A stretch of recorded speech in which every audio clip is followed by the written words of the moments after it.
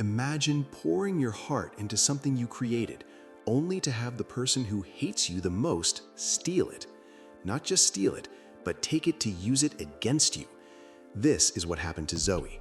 Her dream was to be a fashion designer, but she couldn't afford the fancy brands that ruled her school. Instead, she put her talent into designing her own amazing clothes. But the queen bee, Skylar, believed fashion was only for the rich.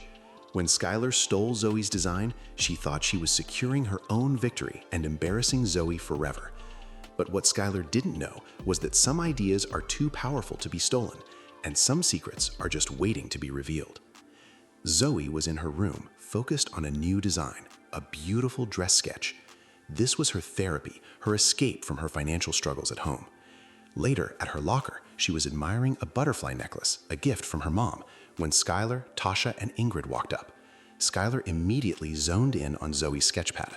"What's this? Still playing dress up, Zoe?" she sneered. She grabbed the pad and laughed at the sketch, then ripped out the page. Sweet, but not nearly elite enough. Just like that, she ruined Zoe's work. Jaden, Skylar's boyfriend, saw the whole thing and looked away, pretending he didn't care. Zoe went home, and the reality of her teen struggles hit her again. The final notice for their apartment rent was sitting on the kitchen table. Her dad was leaving for another double shift, tired but putting on a brave face. "Don't worry about me, kiddo," he said. "That's my job." But Zoe knew he was running himself ragged. Determined to help, Zoe was working at a retro diner.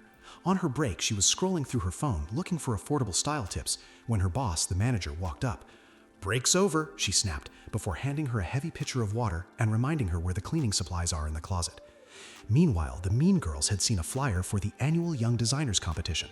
Skylar knew she had no talent, but her mother, a famous fashion editor, demanded she win. It was all about maintaining her image. Skylar told her friends, "We have to win this. My mother says if I don't pass this class, I'm grounded for a month. No red carpet, no events." They all agreed. This was their chance to use Zoe's stolen design. In her room, Zoe decided the competition was her chance to shine, regardless of the cruel girls. She watched a video about DIY clothing and upcycled fashion, realizing she didn't need to save up for designer clothes alternatives. She could use her creativity and her mother's help. She put on the butterfly necklace, a symbol of hope. At the doctor's office, Skylar's mom was reviewing Skylar's exam results, a failing grade. She then noticed a small, distinct beauty mark near Skylar's mouth. "It's time to get that thing removed off your face," she stated coldly. Skylar looked upset, saying she liked it, but her mother insisted, "You must look perfect. If you don't look the part, no one's going to take you seriously." Zoe ran into Jaden at his locker. He quickly shoved his sketchpad, full of superhero drawings, out of sight. But Zoe noticed the familiar look of shame. "I heard the way your mom speaks to you," she said softly. "You don't deserve that. Something my mom always told me is that happiness comes from authenticity, not approval, even if it's your own mother's approval." Zoe walked away, resolute. She had started creating her dress. She was turning old fabrics and ribbons into something spectacular, focusing on finding your authentic self. The competition was finally here. The teacher announced the pairs, Zoe and Skylar. Skylar leaned in and whispered, "I hate this as much as you do, but we have to get this project done, and I'm not doing it, so you can kiss the grade goodbye." Zoe simply replied, "I think you're actually onto something. The flare works better for this dress anyway." Skylar looked shocked, realizing Zoe must have known she had taken the sketch. Skylar and her mother were at the big red carpet event. Skylar was wearing a new, stunning red gown. Her mom, Sharon, was beaming, posing for photos in her own glittering gold dress. "The modern Marilyn Monroe! Hello!" she called out to the photographers.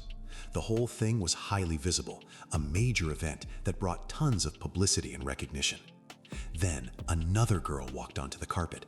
It was Zoe, looking elegant and confident in her own beautiful, unique, upcycled fashion gown. It was distinct and clearly her own design, yet it had the same spirit as the sketch Skylar had stolen. Zoe smiled, a true, genuine smile. Jaden arrived, looking uncomfortable in a borrowed suit, but he walked over to Zoe. He wasn't there for Skylar. He was holding a beautiful canvas, a painting of Zoe and her Tess, with the words, "Will you forgive me?" painted underneath.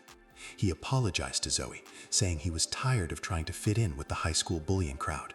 He apologized for losing the people who truly cared for him.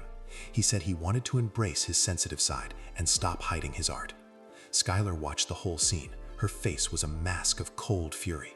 Her mother, seeing the drama, walked over. "Skylar, what is with this embarrassment?" she hissed. "I told you, you must maintain your appearance. No one will take you seriously." Zoe stepped forward. "She doesn't deserve that," Zoe said to Sharon. "My mother taught me happiness comes from authenticity, not approval." She looked Skylar straight in the eye, "Even if it's your own mother's approval." Zoe then said, "Oh, and by the way, I wasn't expecting you to pass the competition, but since you did, I will make that appointment for you." Skylar's mother looked confused. "Appointment?" Zoe pointed to the faint beauty mark on Skylar's cheek. "It's time to get that thing removed off your face you call a beauty mark," she quoted Skylar's mother. Skylar realized Zoe heard the whole exchange at the doctor's office. Skylar's facade of perfection finally crumbled. Zoe proved that real style, just like real life, is about being brave enough to be yourself. She had learned a profound truth about finding your authentic self and the importance of self-worth. If Zoe's story resonated with you and you believe that true strength comes from being true to yourself, regardless of the labels or the money, then hit that like button right now. And if you want to see more stories about how talent and authenticity can triumph over wealth and cruelty, be sure to subscribe to the channel and hit the notification bell so you don't miss any of my upcoming videos. We're all about mental health awareness and finding joy in who you are. Thanks for watching.